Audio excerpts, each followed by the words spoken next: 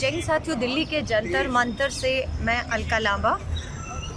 हमारे पीछे आप देख रहे हैं कांग्रेस के पंजाब से सांसद बिट्टू जी, उनके साथ कुछ और विधायक और सांसद पिछले 15 दिनों से, जी हाँ, पिछले 15 दिनों से लगातार जंतर मंतर पर हमारे जो किसान सिद्धू बॉर्डर पे प्रोटेस्ट कर रहे हैं उनके समर्थन में बैठे हैं। मेरी अभी सांसदों से बात हुई पंजाब की कि आप कब तक बैठेंगे। उन्होंने एक ही जवाब दिया कि हम तब तक हैं जब तक हमारा अन्नदाता दिल्ली की दहलीज पर बैठा है। अगर केंद्र की सरकार हमारे अन्नदाताओं को संतुष्ट कर देती है, उनकी मांगों को मान लेती है, वो यहाँ से खुशी खुशी अन्नदाता दिल्ली की दहलीज पर जो 25 दिनों से बैठा है वो चला जाएगा, तो हम भी यहाँ से उठ जाएंगे। लेकिन आज हम खड़े कहाँ पर हैं, ये आपको और हमें देखना है। 25 दिन से अन्नदाता सिद्धू बॉर्डर पर, सिंघू बॉर्डर कहें, आपका टीकरी बॉर्डर कहें, गाजीपुर कहें, 25 दिनों से बैठे हैं और 30 हमारे अन्नदाता अपनी जानें गंवा चुके हैं। लेकिन केंद्र की सरकार की संवेदनशीलता कहीं देखने को नहीं मिलती। देश के प्रधानमंत्री जी, थोड़ी सी संवेदनशीलता दिखाइए। आप मध्य प्रदेश के किसानों से बात करते हैं, आप गुजरात के कच्छ चले जाते हैं, आप गुरुद्वारे मत्था टेक के अपनी गलतियों के लिए माफ़ी मांगने चले जाते हैं, लेकिन आप दिल्ली की दहलीज कुछ किलोमीटर पर जो किसान बैठा है, अन्नदाता बैठा है, उससे मिलने नहीं जाते। कल 20 दिसंबर को देश के अन्नदाताओं ने शहीदी दिवस मनाया क्योंकि कुर्बानियां दी इस आंदोलन में किसानों ने अपनी। तो मैं एक ही मांग करूंगी, अभी भी देरी नहीं हुई। स्पेशल सत्र बुलाने की मांग किसान कर रहा है, कांग्रेस की मांग है कि लोकसभा का स्पेशल सेशन बुलाया जाए। आपने वो नहीं बुलाया। उम्मीद थी कि चलिए स्पेशल सेशन नहीं, लेकिन शीतकालीन सत्र जो आना है स्वाभाविक है, वो आएगा और उसमें चर्चा होगी। लेकिन दुख की बात है, आप बंगाल के चुनावों में राजनीति करने तो पहुंच जाते हैं, सोशल डिस्टेंसिंग के, मास्क के, सब चीज़ की धज्जियां भाजपा के नेता और गृह मंत्री उड़ाते हैं, लेकिन शीतकालीन सत्र कोरोना काल का हवाला देकर आप बुला नहीं रहे, क्योंकि आपको पता है आप जब बुलाएंगे तो आप किसानों के जो मुद्दे हैं उसमें घिर जाएंगे। तो मैं देशवासियों से कहूँगी, ये भारत की राजधानी दिल्ली के अंदर आंदोलन लगातार चल रहा है। मैं मानती हूँ कि दिल्ली के बाहर के लोगों का यहाँ आना, किसान अन्नदाताओं के साथ बैठना संभव शायद नहीं हो, लेकिन एक अपील करूँगी, आप देश के किसी भी कोने पर बैठे, क्योंकि ये हमारा अन्नदाता, ये किसी एक जाति, एक धर्म, एक भाषा, एक राज्य की लड़ाई नहीं है। ये 134 करोड़ का पेट भरने वाले हमारे किसान, हमारे अन्नदाताओं की लड़ाई। इसलिए आपसे अपील करूँगी कि आवाज़ उठाइए, आवाज़ उठाइए। इस सरकार को झुकना होगा।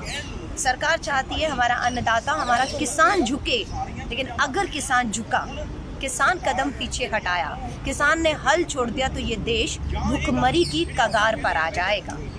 ये मैं नहीं, प्रधानमंत्री जी दोबारा दोहरा रही हूँ। दावा है आपकी सरकार का कि तालेबंदी में आप, केंद्र की भाजपा सरकार 80 करोड़ लोगों को मुफ्त राशन दे रही है। किसके दम पर दे रही हैं आप? इन्हीं अन्नदाताओं के दम पर, जो 25 दिन से दिल्ली की दहलीज पर बैठा है, खुले में ठंड में बैठा है। 30 से ज़्यादा हमारे किसान अपनी शहादत दे चुके हैं। आज पंजाब के जो चुने हुए जनप्रतिनिधि हैं, चुने हुए, चाहते तो ये घर में ठंड में आराम से बैठ सकते थे, क्योंकि उनकी जवाबदेही नहीं थी। उन्होंने जो करना था वो पंजाब विधानसभा में उन्होंने कर दिया।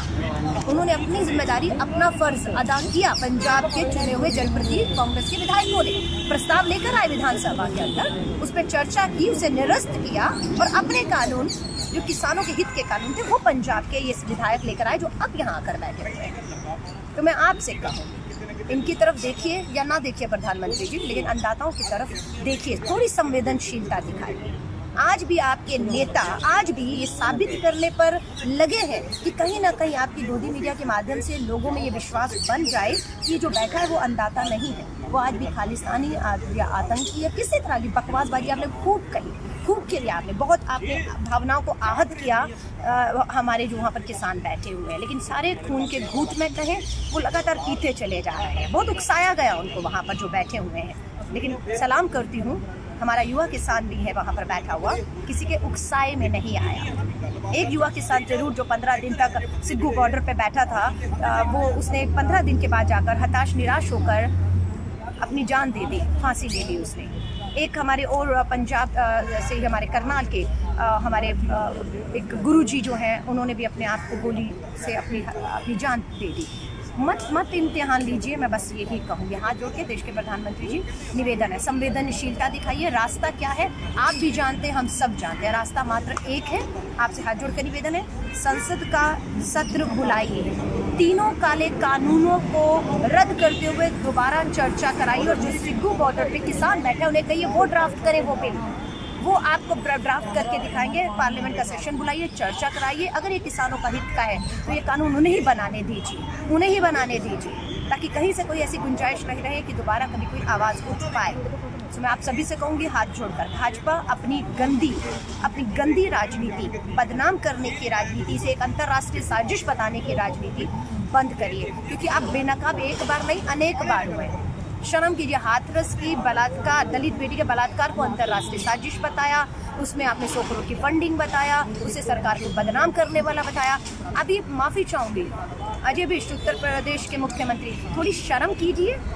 भगवा चोला ओढ़कर आप क्या बकवास कर रहे हैं। आपने यहाँ तक किसानों पे आरोप लगा दिया कि राम मंदिर को रोकने के, शर्म कीजिए। डूब मरिए चुल्लू भर पानी में उत्तर प्रदेश के मुख्यमंत्री अपने इस वाक्य को लेकर, जो आपने कहा है कि मात्र राम मंदिर को बनने से रोकने के लिए ये आंदोलन किसान यहाँ पर आकर बैठा हुआ है। यानी कि अभी तक तो आपको ये भी समझ नहीं आया ये कि किसान बैठा क्यों है, क्योंकि आपको तो ये लग रहा है राम मंदिर को रोकने के लिए 26 जनवरी को आप राजपथ से राम मंदिर की झांकी निकालेंगे। आपके प्रधानमंत्री जी गुरुद्वारे मत्था टेकने जाते हैं। आप ये दिखाना चाहते हैं कि ये जो आंदोलन है ये किसान अन्नदाता का आंदोलन नहीं है, इसका किसान कानूनों से लेना नहीं है, इसका लेन देन जो है वो धार्मिक राजनीति से है, मंदिर से है, गुरुद्वारों से है, और कहीं ना कहीं आप कहते हैं कि दूसरे तत्व भी इसमें जुड़ चुके हैं। तो इसे धर्म की राजनीति बनाने की कोशिश मत कीजिए। ये पूरी तरह से हमारे अन्नदाता, किसान और ये 3 कानून जो आपने पास किया न्यूनतम समर्थन मूल्य से जुड़ी हुई बात है। अगर आपको समझ नहीं आ रही तो समझ लीजिएगा, क्योंकि किसान ठान चुका है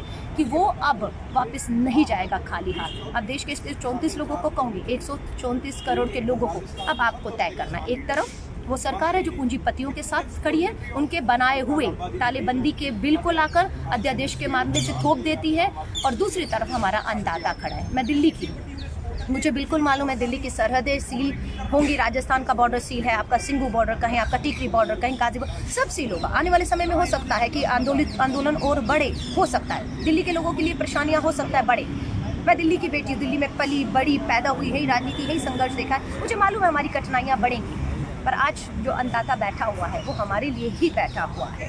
इसलिए हम दिल्ली के लोगों से भी मैं खास तौर से अपील करूँगी, 2 करोड़ लोगों से, मालूम है परेशानियाँ कठिनाइयाँ आपकी हमारी बढ़ सकती हैं, लेकिन अन्नदाता से बढ़कर देश में कुछ नहीं है। मैं आपसे ये कहूँगी, ये परेशानियाँ उठा लेंगे, लेकिन दिल्ली के 2 करोड़ लोगों को कहूँगी समय निकालिए, सिग्गू बॉर्डर पर, टिकरी बॉर्डर पर पहुँचिए, जंतर मंतर पर पंजाब के चुने हुए जनप्रतिनिधि बैठे हुए हैं, आवाज़ में अपनी आवाज़ को मिलाइए, ताकि ये तानाशाह सरकार झुके अपने इन तीनों काले कानूनों से।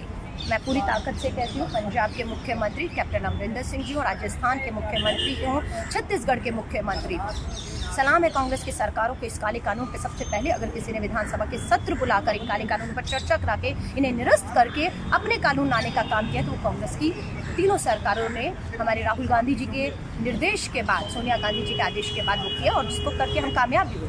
दिल्ली की केजरीवाल सरकार को भी बेनकाब किया, जो अभी तक पंजाब के मुख्यमंत्री कैप्टन अमरिंदर सिंह जी को ललकार रहे थे कि इन्होंने ढोंग किया, पंजाब का सत्र बुलाकर दिखावा किया, ये तो कर ही नहीं सकते थे, ये तो केंद्र का बिल है, इसे तो कोई रद्द नहीं कर सकता था। माफ़ी चाहूँगी, कहते हैं ना थूक के चाटना, केजरीवाल आपने वो किया है, आपने थूक कर चाटा है। आप जो केजरीवाल कह रहे थे कि कैप्टन अमरिंदर बुला ही नहीं सकते थे पंजाब की चुनी हुई मुख्यमंत्री, चुनी हुई विधानसभा में इसको, और कानून नहीं निरस्त कर सके, आपने मजबूर होकर सत्र बुलाना पड़ा आपको दिल्ली विधानसभा का, जिसकी मांग पूरी कांग्रेस और देश कर रहा था, आपको बुलाना पड़ा, लेकिन आपने धोखा दिया। उसमें भी आपने सत्र तो बुलाया, लेकिन तीनों कानून और अपने ही 23 नवंबर के पारित किए हुए गजट को वापस नहीं लिया। ये मैं विधायक रही हूँ, आप ही की सरकार में, आप ही किसी दिल्ली विधानसभा में आपके साथ विधायक हूँ, इसलिए किस तरह से छल करते हैं कि आपने अपने 23 नवंबर के आदेश को वापस नहीं लिया। आपने फाड़ने का काम किया, उसको फाड़ते ना फाड़ते से फर्क नहीं पड़ता। क्या आपने प्रस्ताव पारित किया इन तीनों कानूनों के खिलाफ, केंद्र को भेजा? नहीं। क्या आपने अपने नए कानून क्या होने चाहिए जो किसान चाहता है वो आपने लिखित में विधानसभा से पारित करा के केंद्र को भेजे? नहीं भेजे। आपने मात्र एक ढोंग और तमाशा किया, जहाँ पूरा के पूरी पंजाब की सरकार कहूँ देश के अन्नदाताओं के साथ खड़ी हुई केंद्र की तानाशाह सरकार पूंजीपतियों की सरकार से लड़ती है, वहीं दिल्ली का मुख्यमंत्री किससे लड़ रहा है? पंजाब के मुख्यमंत्री से लड़ रहा है। उन्हें ललकार रहा है, उन्हें चुनौती दे रही है। क्योंकि आप केजरीवाल, तुम्हें दम में नहीं रहा कि तुम मोदी और शाह की अदानी और अंबानी की जोड़ियों को ललकार सौंपा, तुमने दम नहीं रहा। सच्चाई हमारे पीछे 15 दिन से ऊपर हो गया। अगर 25 दिन से अन्नदाता बैठा है सिंघू बॉर्डर पे, तो उन्हीं के उसी पंजाब के चुने हुए जनप्रतिनिधि भी अपने ही किसानों के लिए, अपने अन्नदाताओं के उनके हक अधिकारों की लड़ाई के लिए पिछले 15 दिनों से यहाँ पर खुले में दिन और रात पड़े हुए हैं। अगर कोई आज उन किसानों का दर्द महसूस कर रहा होगा तो ये लोग जो मेरे पीछे बैठे हैं, वो लोग नहीं जो रजाइयों में बैठे हैं, वो सारा काम देश का छोड़ के अपने राजनीतिक चुनाव प्रचार प्रसार में बंगाल में या कहीं और व्यस्त है। शर्म कीजिए थोड़ी सी, शर्म कीजिए थोड़ी सी। ये देश का अन्नदाता है, इसका अपमान देश नहीं सहेगा। किसी भी स्तर पर जाना हो, कांग्रेस तय कर चुकी है कि हम इस अन्नदाता के साथ कंधे से कंधा मिलाकर यूं ही खड़े रहेंगे। जितने आरोप लगाने हो, जितने षड्यंत्र करने हो, जितना इस आंदोलन को बर्बाद करने की कोशिश करनी हो, कर लीजिए।